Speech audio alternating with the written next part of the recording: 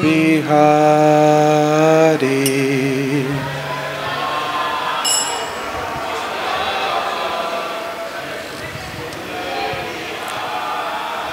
जय गोपी जनवल्लभा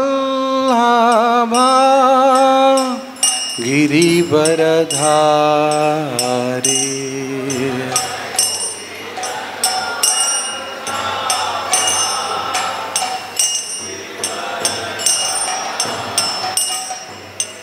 जसोदनन्दन व्रज जनरञ्जन।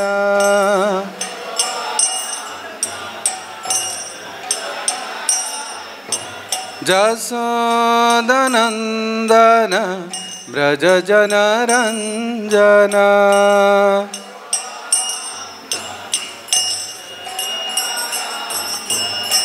जमुना तीरा वनचारी।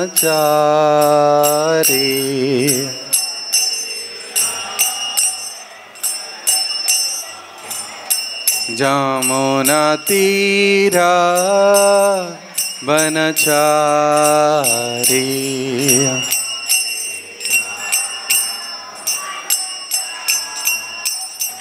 जय राधा माधव कुंज बिहारी।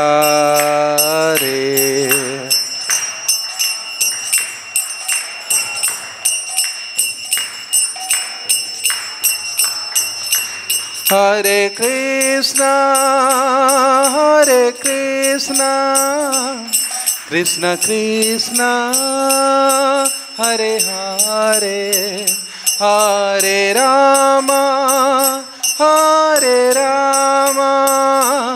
राम राम हरे हरे।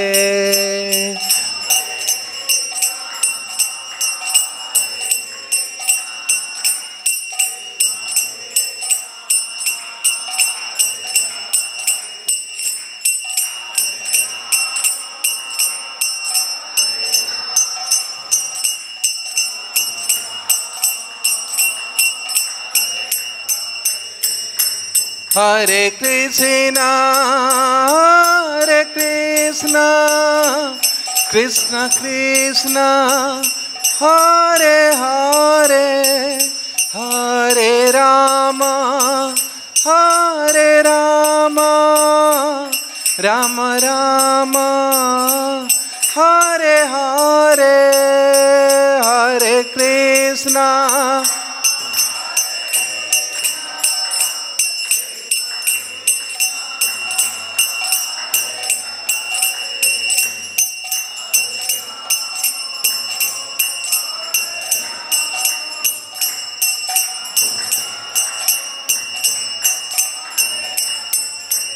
हरे कृष्णा हरे कृष्ण कृष्ण कृष्ण हरे हरे, हरे राम राम राम हरे हरे।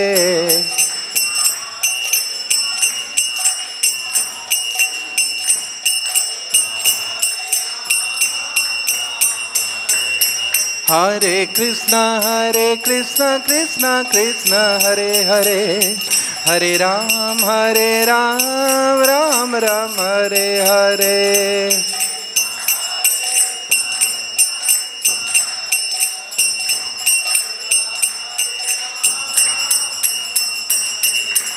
हरे कृष्ण कृष्ण कृष्ण हरे हरे, हरे राम राम राम हरे हरे।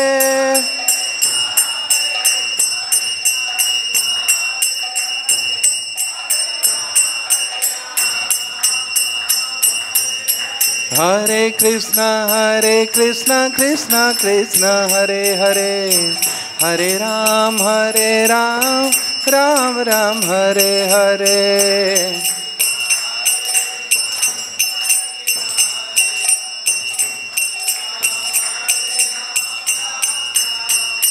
प्रभुपाद प्रभुपाद प्रभुपाद प्रभुपाद प्रभुपाद।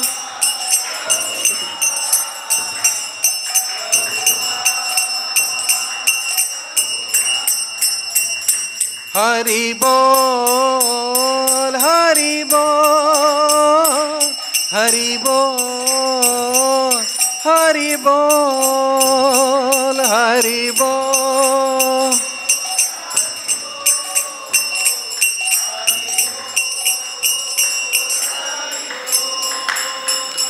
जय ओं विष्णुपाद परमहंस परिव्राजचार्य अष्टोत्तर कृष्ण कृपा श्रीमूर्ति श्री श्रीमद् अभय चरणारविंद भक्ति वेदांत स्वामी श्रील प्रभुपाद की जय। अनंत कोटि वैष्णव वृंद की जय। श्री श्री वृंदावन धाम की जय। श्री श्री निताई गौर सुंदर की जय। श्री श्री कृष्ण बलराम की जय। ललिता विशाखा श्री श्री राधा श्याम सुंदर की जय। भगवत वाणी भगवद गीता की जय। पुरुषोत्तम मास की जय। जुग धर्म हरिनाम संकीर्तन की जय। All glories to assembled devotees, all glories to assembled devotees, all glories to assembled devotees, all glories to Sri Guru and Gauranga Srila Prabhupada की जय। तो आज भगवद गीता अध्याय 10 श्लोक 30। ओं नमः भगवते वासुदेवाय। ओं नमः भगवते वासुदेवाय। ओं नमः भगवते वासुदेवाय। नारायणं नमस्कृत्य नरं चैव नरोत्तमं देवीं सरस्वतीं व्यासं ततो जयो मुदीरये। गीताशास्त्रमिदं पुण्यं ज पठेत् प्रयतः पुमान् विष्णुपदम् अवाप्नोति भयशोकादिवर्जिता। गीताध्ययनशीलस्य प्राणायामपरस्य च नैव सन्ति हि पापानि पूर्वजन्म कृतानि च। मलनिर्मजनं पुंसा जलस्नानं दिने दिने। सकृद्गीतामृतस्नानं संसारमलनाशनं। प्रह्लादचस्मि दैत्यानं कालकलयतामहं। मृगाणां च मृगेन्द्रोऽहं वैनतेयस्य पक्षिणा। कालकलयतामस्मि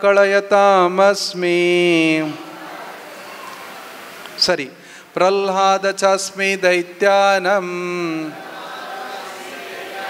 कालकलयतामहं।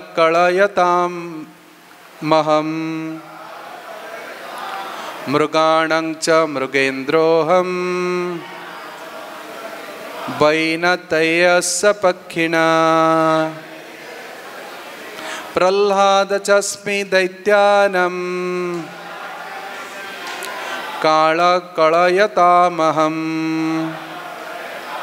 मृगाणां च मृगेन्द्रोऽहं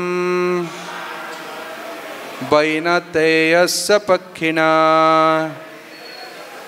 प्रह्लादचस्मि दैत्यानं कालकलयतामहं। मृगाणां च मृगेन्द्रोऽहं वैनतेयस्य पक्षिणा। बोलिए। प्रह्लादचस्मि दैत्यानं कालकलयतामहं। मृगाणां च मृगेन्द्रोऽहं वैनतेयस्य पक्षिणां। माता जी। प्रह्लाद चस्मि दैत्यानं कालकलयतामहं मृगाणां च मृगेन्द्रोऽहं वैनतेयस्य पक्षिणम्। और कोई बोलेगा? शब्दार्थ, अनुवाद और तात्पर्य श्रील प्रभुपाद के द्वारा। श्रील प्रभुपाद की जय। शब्दार्थ प्रह्लाद, प्रह्लाद च भी अस्मि हूँ, दैत्यानाम असुरों में, कालकलयताम अस्मि,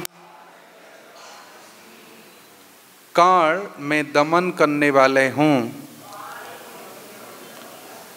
मृगाणम पशुओं में, च तथा, मृगेंद्र सिंह, अहम मैं हूँ, वैनतेय बेनता की पुत्र गरुड़, च भी पक्षिणाम पक्षियों में से। अनुवाद मेरे पीछे बोलिए। भगवान अपनी विभूति बोलते हुए वो कहते हैं दैत्य में, बोलिए, मैं भक्तराज प्रह्लाद हूँ और दमन करने वाले में मैं काल हूँ, पशुओं में मैं सिंह हूँ और पक्षियों में मैं गरुड़ हूँ। तात्पर्य, दिति तथा अदिति दो बहन थी। आदित्य के पुत्र आदित्य कहलाते हैं और दिति के दैत्य। सारे आदित्य भगवत भक्त निकले और सारे दैत्य नास्तिक। यद्यपि प्रह्लाद का जन्म दैत्य कुल में हुआ था, किंतु वे बचपन से ही परम भक्त थे। अपनी भक्ति तथा दैवी गुण के कारण वे कृष्ण के प्रतिनिधि माने जाते हैं। दमन के अनेक नियम हैं, किंतु काल इस संसार की हर को क्षीण कर देता है, अतः वो कृष्ण का प्रतिनिधित्व कर रहा है। पशुओं में सिंह सबसे शक्तिशाली है तथा हिंस्र भी होता है, और पक्षियों के लाखों प्रकार में भगवान विष्णु के वाहन गरुड़ सबसे महान है। श्रील प्रभुपाद की जय। ओं अज्ञानतिमिरान्धस्य ज्ञानाञ्जनशलाकया चक्षुरुन्मिलितं येन तस्मै श्रीगुरवे नमः। गुरवे गौरचन्द्राय श्रीराधिकाय तदालये कृष्णाय कृष्णभक्ताय तद्भक्ताय नमो नमः। वाञ्छाकल्पतरुभ्यश्च कृपा सिन्धुभ्य एव च पतितानां पावनेभ्यो वैष्णवेभ्यो नमो नमः। नमो ओं विष्णुपादाय कृष्णपृष्ठाय भूतले श्रीमते भक्तिवेदांत स्वामीति नामिने। नमस्ते सारस्वते देवे गौरवाणी प्रचारिणे निर्विशेष शून्यवादी पाश्चात्यदेशतारिणे। नम महावदन्नाय कृष्ण प्रेम प्रदायते कृष्णाय कृष्ण चैतन्य नामिने गौरतिसे नमः। हे कृष्ण करुणा सिंधु दीनबंधु जगत्पते गोपेश गोपिका कांत राधा कांत नमस्तुते। तप्त कांचन गौरांगी राधे वृंदावनेश्वरी वृषभानुसुते देवी प्रणमामि हरिप्रिये।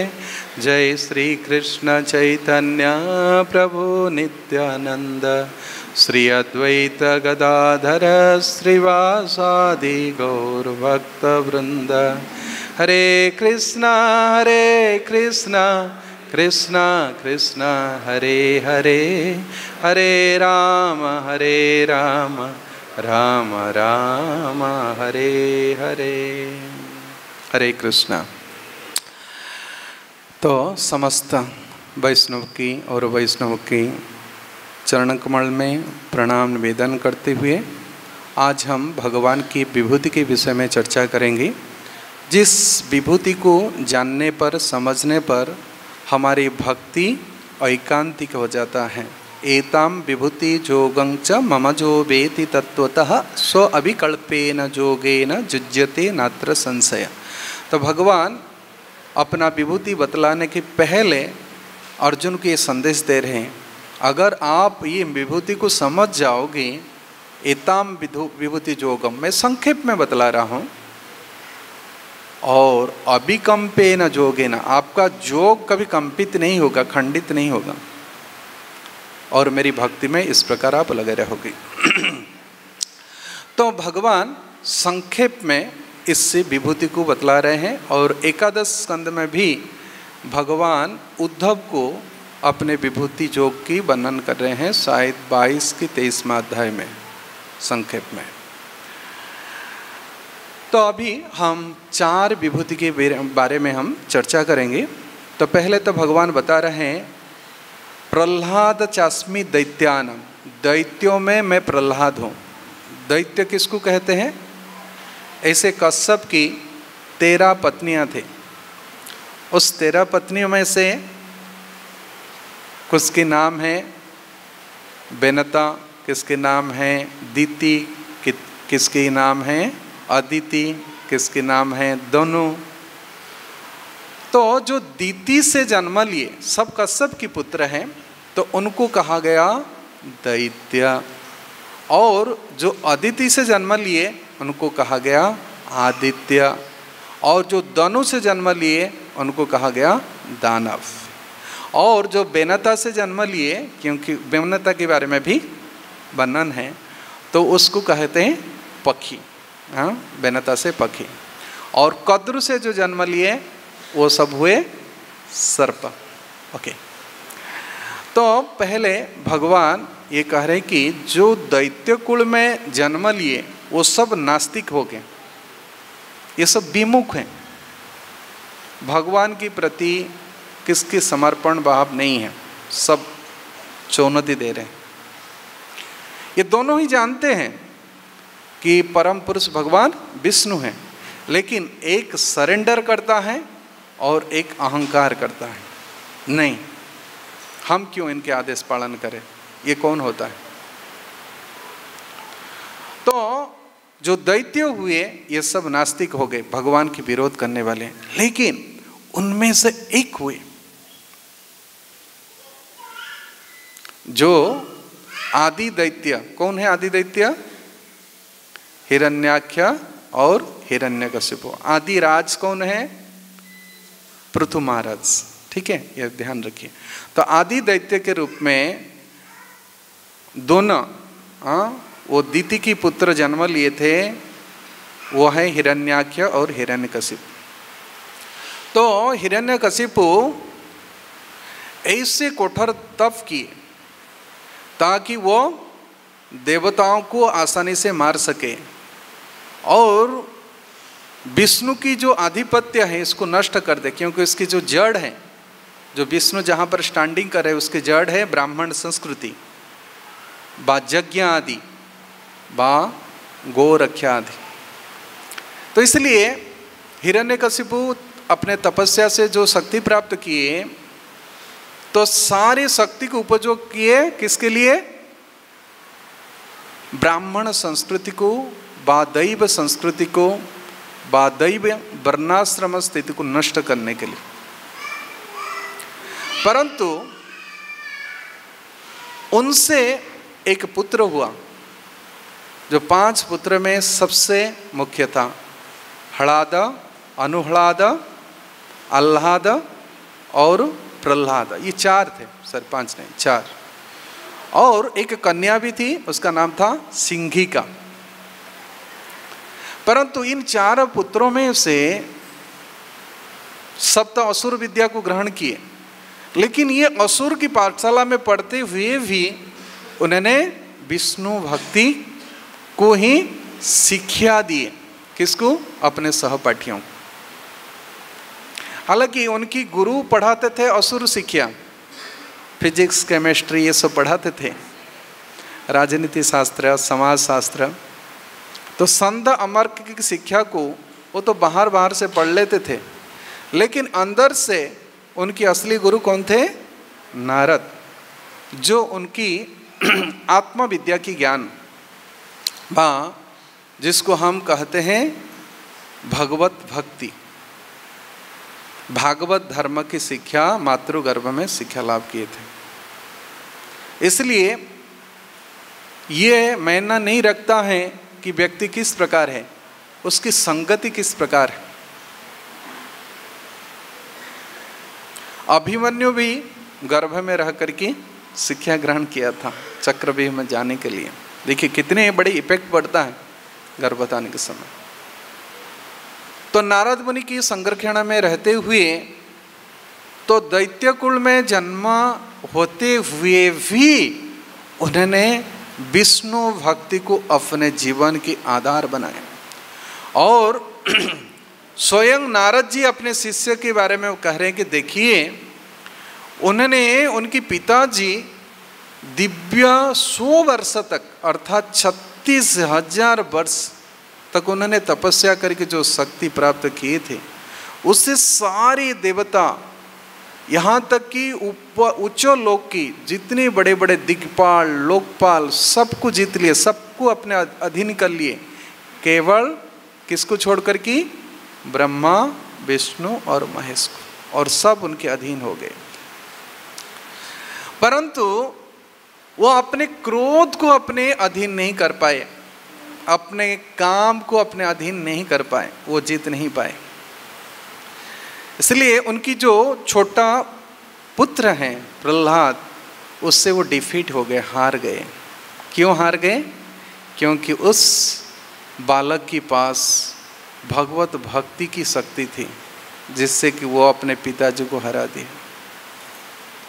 कैसे? विष्णु की सहायता ली।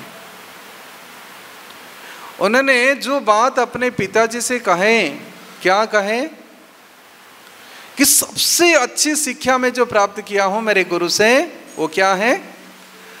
तत्साधु मन्ये सुरवर्ज देहिनम सदा समुद्विग्न धिया असत्ग्रहात् हित्वात्मपातं गृहन्धकोपम वनम गतम ज हरियाश्रये तत्।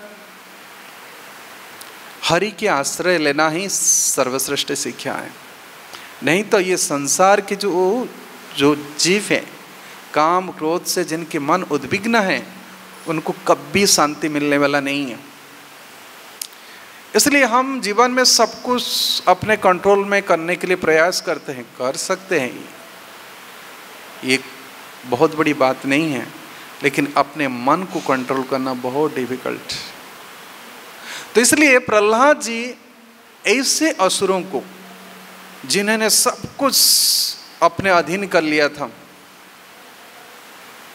वो अपने को सोचता था मैं विश्व विजेता हूं, परंतु अपने मन को बस में नहीं कर पाए।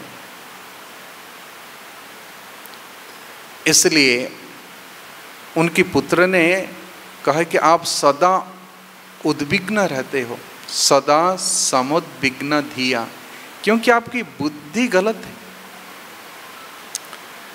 और इसी प्रकार बुद्धि के कारण आप नरक लोक में जाओगे। हित्वा आत्मपात, अर्थात आप अपने आत्मा को नरक हेतवे, जैसे रावण की पत्नियों ने कहे मंदोदरी आदि, आप जाने के बाद हम विधवा हो गए, लंका भी विधवा हो गया, लेकिन आप अपना आत्मा को नरक भेज दिए।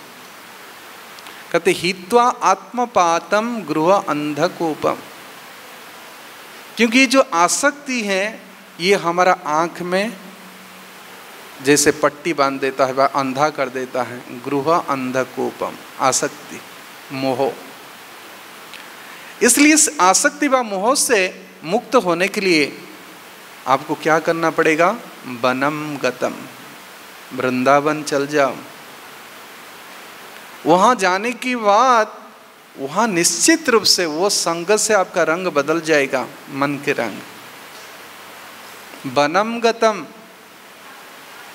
क्योंकि वनम तो सात्विकम मतम, जंगल ही सात्विक वातावरण है जिसमें से हम समझ सकते हैं क्या करणीय है क्या नहीं करणीय, क्या करना चाहिए क्या नहीं करना चाहिए, किस विषय में सोचना चाहिए किस विषय में नहीं सोचना चाहिए।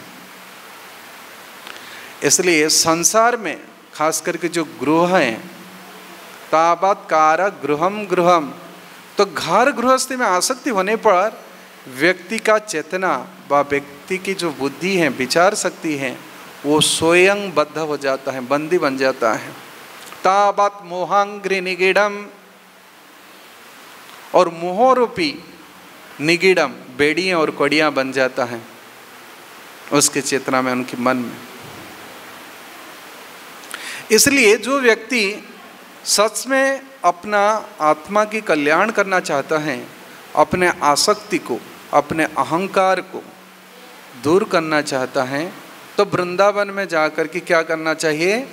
हरि भक्तों का आश्रय लेना चाहिए। हरि में आश्रय, हम डायरेक्ट हरि के आश्रय नहीं ले सकते। माम एकम शरणं व्रज, भगवान जो आदेश दे रहे हैं, जब तक व्यक्ति पाप से मुक्त नहीं होता है हरि की शरण में नहीं जा सकता है। पुनर्बार आखिरी श्लोक में ये भी भगवान कहते हैं सर्वधर्मान परित्यज्य, लेकिन इसके सलूशन प्रभुपाद कहते हैं कि जब तक कोई पाप से मुक्त नहीं होता है तब तक हरि की शरण में नहीं जा सकता है। लेकिन भगवान कहते हैं पाप के साथ मेरी शरण में आओ, तो कैसे जा सकता है? इसलिए श्रीमद् भागवतम से एक प्रसिद्ध श्लोक प्रभुपाद कोट करते, क्या? किरात हुणांद्र पुलिंद पुलकसाभीर शुंभा जबन खसादया यन्ने च पापा जदपाश्रयासया शुद्ध्यन्ति तस्मै प्रभविष्णवे नमः। कहते जिन्होंने भगवान के आश्रय ले लिया है, चाहे वो कितने भी बड़े पापी क्यों ना हो, वो तुरंत शुद्ध हो जाता है। प्रभविष्णवे नमः, शुद्ध्यन्ति तस्मै, वो शुद्ध हो जाता है। जदपाश्रया श्रया, जिन्होंने पूरी तरह से भगवान का आश्रय ले लिया है। इसलिए यदि कोई वृंदावन आ गया भगवान हरि के शरण लेने के लिए, लेकिन ऐसे भक्तों के संग ढूंढना चाहिए जिन्होंने पूरी तरह से भगवान के प्रति समर्पित है, पूरी तरह भगवत भक्ति में लीन है। ऐसे भक्तों की सेवा करके उनसे भगवान के विषय में श्रवण करना चाहिए, तब फिर हमारी चेतना व मन कृष्ण की ओर आकर्षित होगा। नहीं तो बहुत चांसेस है बंदर बनने के लिए, शोर बनने के लिए, कछुआ बनने के लिए प्रभुपाद हैं। क्योंकि वृंदावन में जो साधु संग नहीं करता है, यहाँ पर भी व्यभिचार आदि करता है तो इसी प्रकार उनको अवसर मिलेगा चश्मा छीनने का, मणि पर्स छीनने का। तो प्रहलाद अपने पिताजी को भक्ति के सत उपदेश दिए, उनको मार्गदर्शन किए, लेकिन असुर होने के कारण वो तो बदले नहीं। हालांकि वो महाजन थे,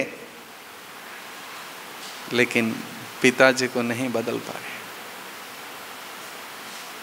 युधिष्ठिर महाराज हरिदास वर्ज्य थे,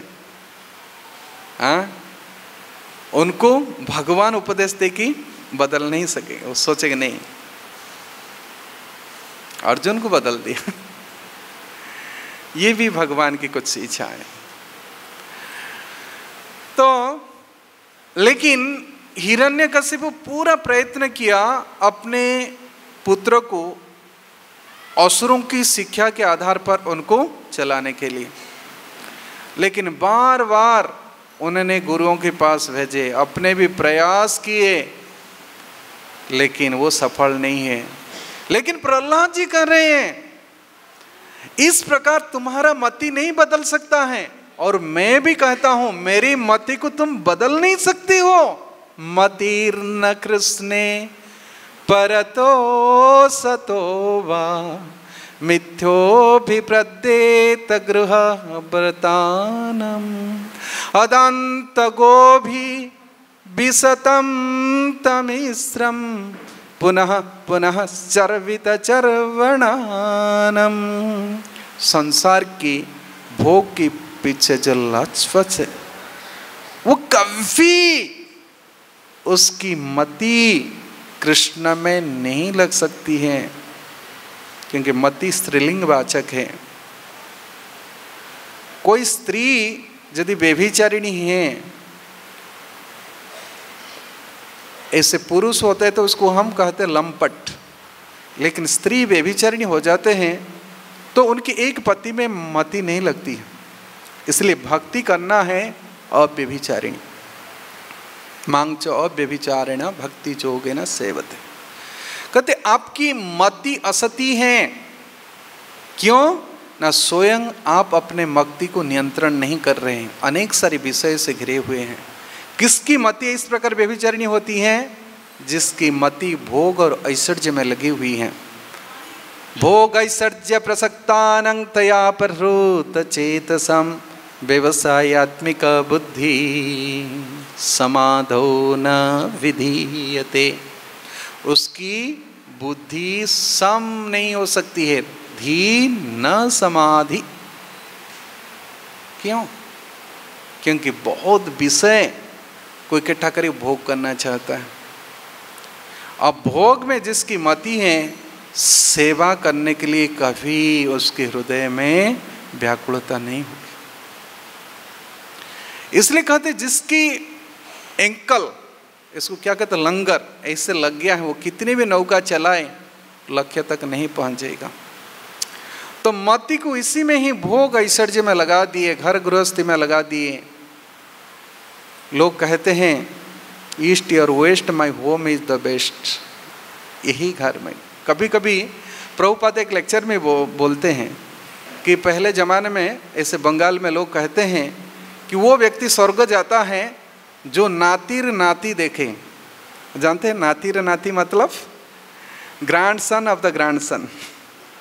अगर उसको देखकर कि वो शरीर छोड़ता है वो स्वर्ग जाता है। इसका मतलब है उसके घर में पड़े रहने की कितनी आसक्ति है, नातिर नाती देखे। तो इसी प्रकार प्रहलाद जी बहुत प्रकार समझाए उसके पिताजी को कि आपका मति नहीं लग सकता है। बहुत सच समझाने पर भी संत लोग आए, नारद जी भी आए आपको संग देने के लिए, तुम्हारा मति बदलने वाला नहीं है।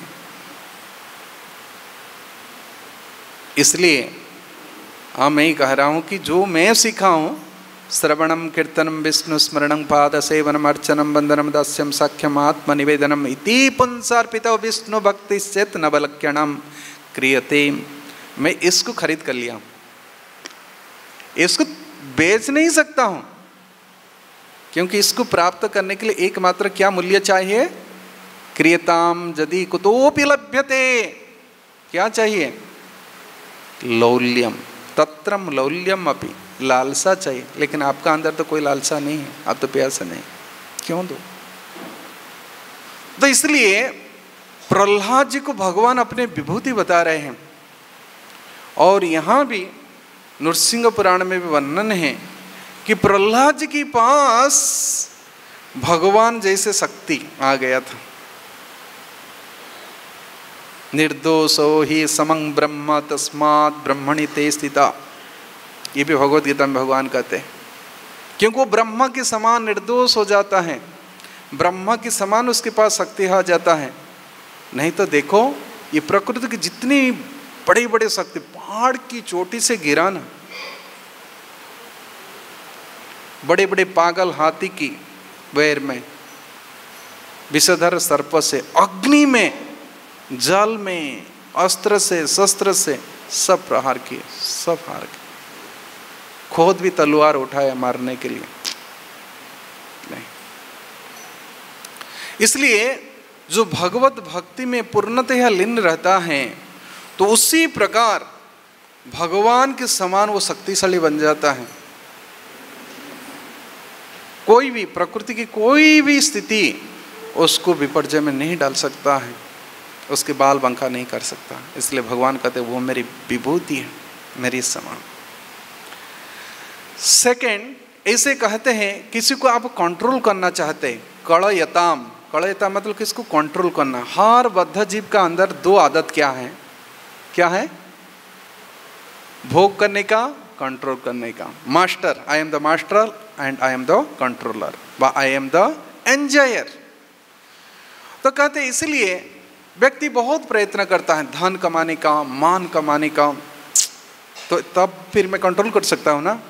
लेकिन कंट्रोल करने का एक क्या है सरल उपाय, क्या है? नीति। नीति से आप किसको अधीन कर सकते हैं? जैसे विदुर नीति है, आप जानते हैं, चाणक्य नीति है, प्रभुपाद कितनी बार कोट करते हैं, सनत कुमार नीति है। तो ऐसे नीति है, बहुत सारी नीति है। नीति के द्वारा आप किसी को परास्त कर सकते हैं, डिफीट कर सकते हैं। परंतु कभी कभी असुर शक्ति के विरुद्ध ये नीति काम नहीं करता है। भगवान तो नीति सिखाए देवताओं को, ये करो, समुद्र मंथन करो, ये निकलेगा। लेकिन जब तक भगवान प्रोटेक्शन नहीं देते, नहीं तो असुर लोग छीन करके ले लिए थे ना अमृत, सब पी लेते अगर मोहिनी रूपी नहीं होता। इसलिए भगवान कहे कि अगर मुझे देवताओं को सीख दिया हूँ उसको बचाना चाहिए। ब्रजवासियों को कहा कि तुम लोग पहाड़ पूजो, है ना, तब मुझे बचाना चाहिए, है ना। इंद्र की पूजा बंद करके पहाड़ पूजे। और लोग भी कहते यदि तुम लोग पत्थर पूज करके यदि भगवान मिले, मैं तो पूजू पहाड़। लेकिन भगवान तो पूजा किए गोवर्धन। तो भगवान ने स्वयं प्रोटेक्शन दी ब्रजवासियों को, है ना, हाथ में उठा करके। तो इस प्रकार जो पृथ्वी में जितनी, ये सृष्टि में जितनी सब बड़े बड़े शक्ति हैं, ये सब हमको प्रभावित करता है। कोई भी बड़े देवता क्यों ना हो, काल जैसे हम चर्चा कर रहे थे, शिव जी भी मोहित हो गए, बलराम जी भी मोहित हो गए भगवान की माया से। तो भगवान कहते हैं ये वक्त की बात है, समय समय की बात है। समय बहुत बलवान होता है। और ये समय कौन हूं? मैं हूं। ये काल कौन हो? मैं हूं। ये काल के द्वारा सब में विध्वंस करता हूं। कालम कलयताम अस्मि नीतिर अस्मि जिगीषताम। वह कह रहे ना, जीतने के लिए उपाय तो वही है, लेकिन मैं काल के रूप में हूं।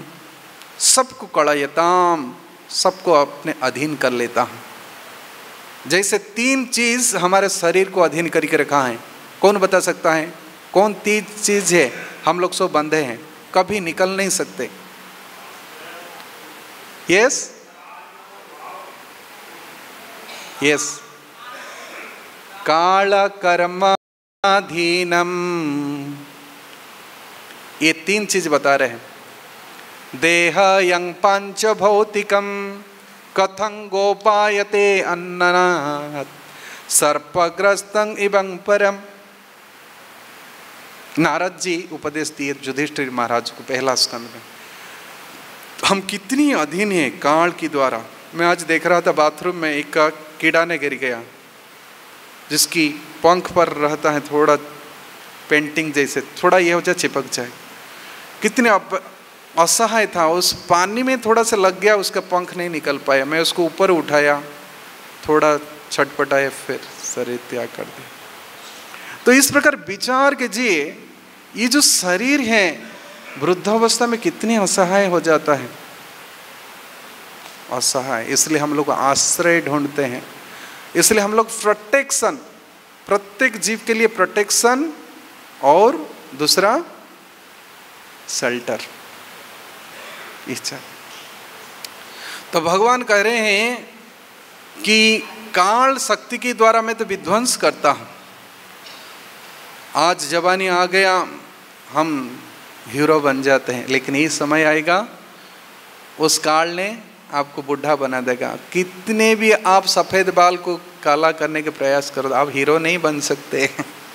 कोई आपको फिल्म इंडस्ट्रीज वाला फ्री रोल नहीं देगा हीरो बनने के लिए। आप एडवर्टाइज कर सकते हैं कि मैं था, पहले हीरो था, लेकिन अभी आप नहीं हैं वो हीरो, जीरो है। तो काल शक्ति ने सब कुछ विध्वंस कर देता है, अपने अहंकार, अभिमान, सब कुछ। इसलिए टाइम एक बहुत बड़ा शक्ति फैक्टर है। और जो इस काल शक्ति को देखता है वो भगवान के शरणागत हो जाता है, अन्यथा नहीं। इसलिए भगवान दो रूप में आते हैं।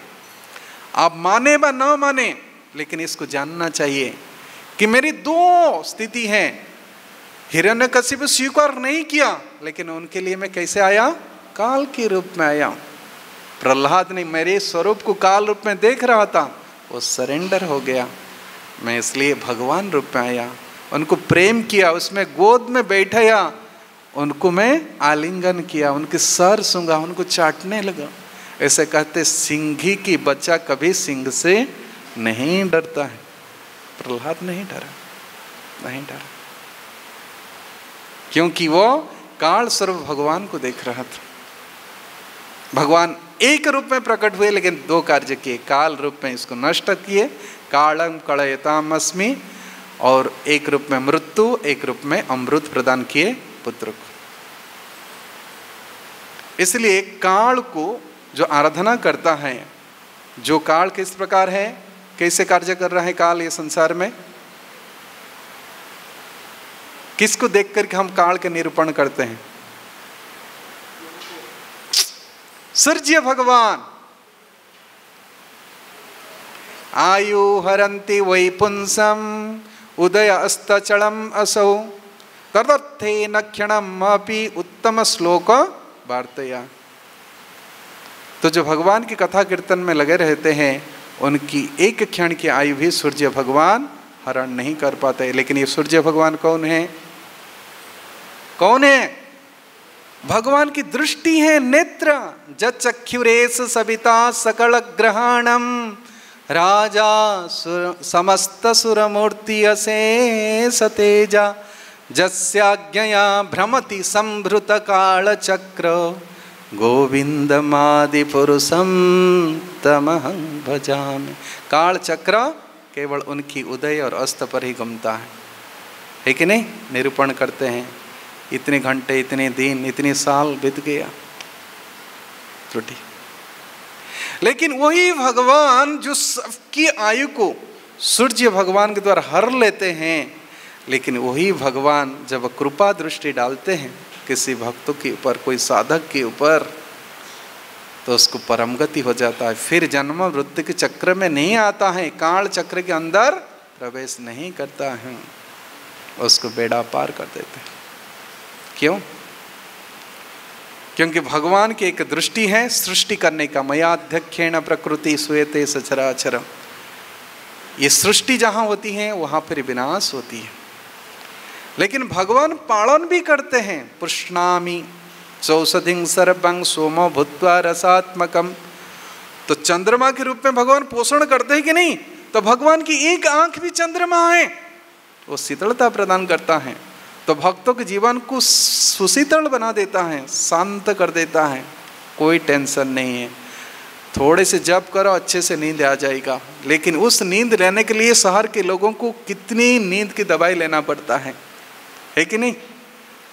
आप प्रयास करके देखो कि कथा कीर्तन में बैठने के बाद कितनी अच्छी नींद आता है, मन को शांति मिलता है। नींद लेने पर ही मन शांत होता है। तब भगवान कहते काल के रूप में मैं सबको नियंत्रण करता हूँ, सबको विनाश भी कर देता हूँ। कालोस्मि लोको क्षयकृत प्रवृद्ध लोकान् समाहर्तृमिया प्रवृत्त ऋत्वे पितांगनो भविष्यन्ति सर्वे जैवस्थिता प्रत्यनिकेषु युध्या। अर्जुन तुम घबरा रहे हो, आप पूछ रहे मैं कौन हूँ? मैं यही काल हूँ, जो तुम्हारे पक्ष में जितनी सेना है और कौरव के पक्ष में, मैं सबको मार चुका हूँ। ऋत्वे पित्वं, केवल तुम्हारे 5 पांडव को छोड़ करके, और सब मर चुके हैं, मैं काल के रूप में मार चुका हूँ।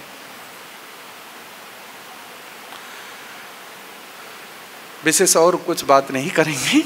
अभी तीसरा ये है कि भगवान का और एक विभूति है, क्योंकि जितनी सारी प्रभावशाली जीव हम देख रहे हैं, उसको कैसे भगवान के साथ रिलेट करके देखें। तो भगवान कहते हैं कि हम कभी कभी घबरा जाते हैं, किसको? सिंह को देख करके, जो जिनको कहते हैं मृगेंद्र। ऐसे मृग हिरण को भी कहते हैं लेकिन यहाँ पशुओं के लिए भी मृग शब्द प्रयोग किया गया है। तो पशुओं के राजा कौन है? यदि हम जानते हैं सबसे बलशाली होता है हाथी है, लेकिन हाथी को भी काबू कर लेता है कौन? सिंह, शेर। इसलिए बड़े बड़े मंदिर में आप देखो क्या कौन सा दरवाजा होता है? सिंह दरवाजा। और जो बड़े बड़े महाराज होते हैं उनके लिए आसन कौन सा बना जाता है? सिंहासन, आसन। तो ये सिंह बहुत पराक्रमी होता है। क्यों पराक्रमी होता है? क्योंकि उसकी सेक्स डिजायर, प्रभुपाद ये बताए हैं कि साल में एक बार, इसलिए बहुत पराक्रमी होता है।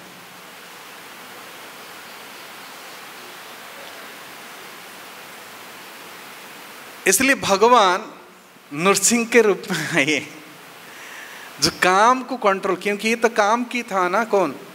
हिरण्यकशिपु। हाथी काम की प्रतीक है। आप जानते हैं सबसे सेक्स डिजायर ज्यादा है हाथी। जो 5 इंद्रियां हैं, 5 इंद्रिय में एक तो कहते हैं जो नेत्र, उसका है फतंगा, लाइट को देख करके चल जाता है। जीभ उसके लिए है मछली, कान हिरन, नाक भौरा, और त्वचा हाथी। ये सो एक एक इंद्रियों में बन जाते हैं। तो इसलिए हाथी को आसानी से कैसे पकड़ता है? हाथी पकड़ने वाले केरला में हम देखे हैं। हम 98 पद यात्रा में थे, तो केरला में एक जंगल में कल्याण मंडप पे रुके थे। तो वो नारियल पत्ते को बिछे थे, बहुत बड़ा गड्ढा खोद करके, और वो एक हाथी को रखे उधर, उसका आवाज़ दे दिए, और ये हाथी हीरो बन करके ऐसे ऐसे आया और देखा भी नहीं, सिर्फ आवाज़ को सुन रहा था। कहाँ? तो 2-3 बार ये करके आया और सामने देखा और गड्ढे में गिर गया। तो इसलिए हाथी को शेर शिकार कर लेता है। हालांकि हाथी सूंड में मारता है, लेकिन वो ऊपर गर्दन के ऊपर पकड़ करके उसको पकड़, पराक्रमी होता है। और अब दूसरे आप जानते हैं कि चैतन्य महाप्रभु, जिनकी क्या कहते हैं, सिंह ग्रीवम, उनकी गर्दन सिंह जैसे हैं, और सिंह की हुंकार से जैसे सब पशु भाग जाते हैं, तो काम क्रोध आदि ये सब जानवर, जो छोटे छोटे जानवर हैं, तो चैतन्य महाप्रभु के जो हरिनाम की हुंकार से ये सब भाग जाते हैं। हरे कृष्णा कृष्ण कृष्णा कृष्णा हरे हरे, हरे राम राम राम हरे हरे। और एक लास्ट विभूति आज हम चर्चा करेंगे, ये कहते हैं बैनतयस्य पक्षिणाम। बैनतय मतलब बेनता की पुत्र। बेनता के कितने पुत्र हुए? सारे पक्षी तो जन्म लिए, लेकिन महाभारत में वर्णन है 2 पक्षी हैं, लेकिन एक ने किस प्रकार बन गए, क्या बन गए? सारथी बन गए। दोनों ही सारथी बने। किसके साथ दिए? एक ने विष्णु के साथ दिया और एक ने सूर्य भगवान के साथ। वो कौन है दोनों? और अरुण, जिसको हम कहते हैं अरुण उदय। अरुण मतलब सूर्य के नहीं, उसकी प्रभा, वो सारथी का उदय होता है, उस अरुण उदय कहते हैं। तो महाभारत में लंबी कथा है कि जब बेनता गर्भवती थी, वो सौतिया डाह से जैसे गांधारी ने गर्भ गिरा दी थी, तो इस प्रकार उन्होंने गर्भ गिरा दी। कौन? बेनता, है ना। और गरुड़ माँ की गर्भ में थे, और माँ को वही गर्भ में सांप दे दिए।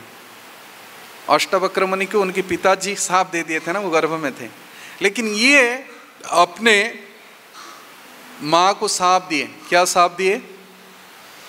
कि देखो तुम अपने स्त्री को जो स्वाभाविक क्या रहता है, इसको कहते सौतिया डाहम, तो इससे तुम गर्भ गिरा दिए, ये बहुत बड़ा पाप है। और उनकी देखो अंग से परिपुष्ट नहीं है। तो जैसे भी हो, तो फिर अरुण के लिए ना व्यासदेव ने शायद मुझे जहाँ पर स्मरण आ रहे हैं, तो उनको मार्गदर्शन किए कि सूर्य की आराधना करें, और सूर्य भगवान की रोशनी से उनके अंग हृष्ट पुष्ट हो गया। इसलिए डॉक्टर लोग भी स्वीकार करते हैं, छोटा बच्चा जो जन्म लेता है ना, उसको विटामिन डी के लिए उसको सूरज की रोशनी में रखना चाहिए। उसका हड्डी स्ट्रांग होता है। बच्चों को सुलाया जाता है ना पीट करके, है ना। तो सूर्य भगवान की कृपा से तो अरुण की जो अंग अपूर्ण था वो पूर्ण हो गया, बहुत स्ट्रांग हो गया, और फिर बाद में उनकी वो सेवा करने के लिए सारथी बने। परंतु गरुड़ जी अपने माँ को कहा कि देखो तुम जो इस प्रकार कार्य किए ना, इसकी वजह से तुमको दंड भुगतना पड़ेगा। क्या? तुम दासी बनोगे। मैं हूँ, यदि आप इस प्रकार मेरे साथ भी व्यवहार करोगे ना, तुम पूरी जिंदगी भरी आप दासी रहोगे। अगर इस दूसरे संतान को आप ठीक से देखभाल करोगे, वही तुम्हारा दासित्व से तुमको मुक्त करेगा। यही कारण था कि जब दोनों के बीच में कद्रु और बेनता की बीच में स्पर्धा हुई, किस कारण से आप जानते हैं? कोई महाभारत की कथा। इंद्र घोड़ा लेकर के जा रहा था बहुत जोर से, तो बेनता ने कहने लगी, देख रहे हो इंद्र के घोड़ा कितनी अच्छे हैं, कितने शुभ्र हैं, ऐसा लगता है कि चंद्रमा की रोशनी जैसे, कमल के फूल जैसे, सफेद कमल के फूल जैसे। तो ये क्या ठीक, तुमको दिखा नहीं पर तुम अंधी हो गई क्या? अरे इंद्र की घोड़ा तो काले हैं, तुम सफेद कर रहे हो। तो दोनों के बीच में तो फिर आखिरी में ऐसे ये दोनों के ऐसे बाग युद्ध चलते रहा, झगड़ा होने तक। तो कोई ना कहा ठीक है काल परीक्षा हो जाए। लेकिन ये तो जानती थी कौन? बेनता नहीं, कद्रु जानती थी कि सफ़ेद हैं, लेकिन मैं तो गलत बोल दी। लेकिन अभी कैसे अपने को बचाऊं? यहाँ शर्त हो गया, अगर मेरी बात सत्य हुई तो तुम दासी बनना, और मेरी बात सत्य तुम भी दासी बनना। तो कद्रु उनके पास को जोग सकती है ना। तो वो इंद्र के पास पहुंच गई, प्रार्थना की, और इंद्र ने कहा कि ये संकट से निवारण कर सकता हूँ, लेकिन ये करो क्या कि तुम अपने पुत्रों को साथ में लेके आओ और मेरे घोड़े के ऊपर सब लेपट जाओ, जैसे पता ना चले, नीचे आपका फंड रह जाएगा, संकुचित कर लेना। और पूरा पूछ से लेकर के ऊपर तक वो कोई पेंटिंग नहीं की, अपने पुत्रों को लगा करके पूरा काले काले सर्पों को सब ये कर दी। और इंद्र ने बहुत जोर से दूर से वो घोड़ा लेके गया, और जो मध्य से बैठा से देखा, अरे इंद्र की घोड़ा तो काला है। उच्च श्रवं समस्वानम विद्धिमांग अमृतद्भवम। हालांकि समुद्र मंथन से वो घोड़ा निकला था, लेकिन कद्रु को बचाने के लिए वो एक इस प्रकार बहुत बड़ा त्रुटि की है। इसके कारण भी आगे भी उनको सजा भुगतना पड़ेगा, क्योंकि कर्म के नियम बहुत जटिल है। तो जैसे भी हो, क्योंकि उनको तो साफ मिला था कि तुम दासी बनोगी, ये भी कारण बन गया, तो फिर ही वो दासी हो गई। उनके पास और कोई क्या कहते हैं विटनेस नहीं था कि सच में है कि नहीं। फिर गरुड़ के जब जन्म हुआ तो गरुड़ ने पता किया कि इस प्रकार उनकी माँ के साथ ऐसे बेईमानी करके उनको दासी बनाए हैं। तो गरुड़ जी शर्त की, मतलब जाकर के कद्रु से बोली कि मेरी माँ को तुम कैसे मुक्त कर सकते हो, नहीं तो मेरे प्रभाव मेरे प्रताप को तुम जानते हो कि नहीं, सब तुम्हारे बच्चों को मार दूंगा। तो जानते थे कि गरुड़ ने सब आकर खाता है ना। तो गरुड़ की धमकी से वो डर गई, लेकिन एक उपाय ढूंढने लगी। ये तो शर्त करना चाहता है, तो कहा ठीक है, मेरी बच्चे यदि अमृत पी ले तो उनको तो मार नहीं सकते। इसलिए उन्होंने प्रस्ताव दिया, यदि तुम अपने माँ को मुक्त करना चाहते हो, जाओ अमृत लेके आओ। तो गरुड़ जी ने उड़ान भर दिए और प्रवेश किए स्वर्ग में। स्वर्ग में जहाँ पर अमृत सब रखा हुआ है, उसके एक एक बाद सब किला बना हुआ है। गैस का, अग्नि का, बहुत जैसे मुर नाम का राक्षस ने जैसे बनाया था ना, उससे भी और स्ट्रांग, बहुत शस्त्र अस्त्र का। लेकिन गरुड़ जी ने अपने पंख जो वज्र के समान हैं सबको उन्होंने विध्वंस कर दिया, और उन्होंने जहाँ पर अमृत था उस कलश को उठाया और उड़ान भरा। तो उस समय में कोई इंद्र को जाकर के इन्फॉर्मेशन दिया कि अमृत चोरी करके ले लिया, तो इंद्र ने तुरंत अपने वज्र को छोड़ा। तो गरुड़ जी ने उसको थोड़ा सम्मान करने के लिए थोड़ा सा एक पंख गिरा दिया, क्योंकि उनकी तो पंख वज्र के समान है, ये वज्र क्या काम करेगा। तो एक पंख गिरा दिए और इंद्र फिर पीछा किया। इंद्र को कहा कि देखो ये मेरी मुसीबत की टाइम है, मेरी माँ को मुक्त करना है, उसके बाद तुम किस प्रकार कौशल करके अमृत लेना है ले जाओ, लेकिन मैं पहुंचा दूं। तो फिर गरुड़ जी ने जब पता चला इंद्र को ये तो विष्णु की वाहन है, तो गरुड़ जी भी समझ गए इनके साथ युद्ध करना ठीक नहीं है, शत्रुता करना। तो इंद्र ने एक ब्राह्मण वेश धारण करके गए और ये तो अमृत दे करके अपने माँ को मुक्त कर दी।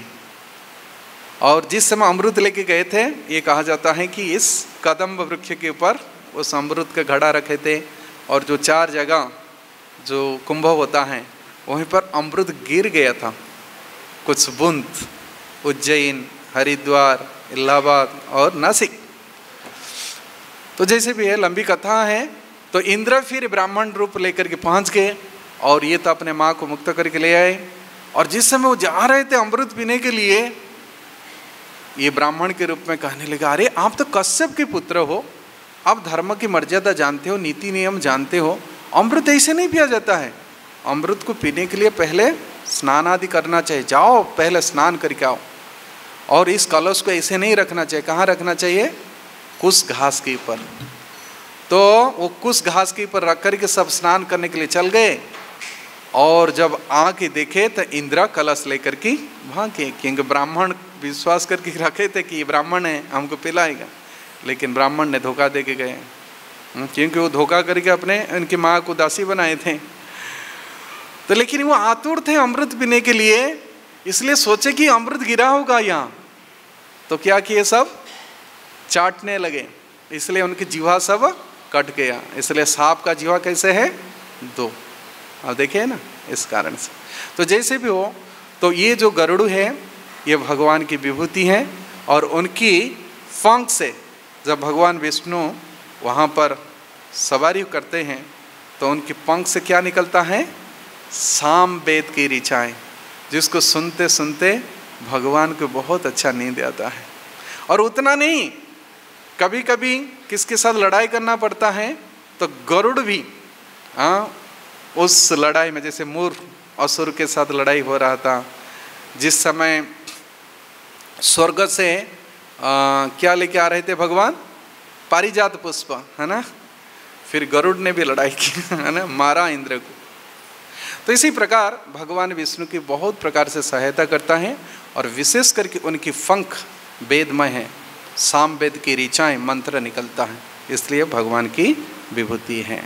हरे कृष्णा कृष्णा कृष्णा हरे हरे, हरे राम राम राम हरे हरे। बहुत बहुत धन्यवाद। श्रील प्रभुपाद की जय। भगवत वाणी भगवत गीता की जय। समवेत भक्त वृंद की जय। निताय गौर हरि प्रेमानंदे हरि हरि वो। तभी ईश्वर नाम प्रभु देंगे इंग्लिश में। हरे कृष्णा।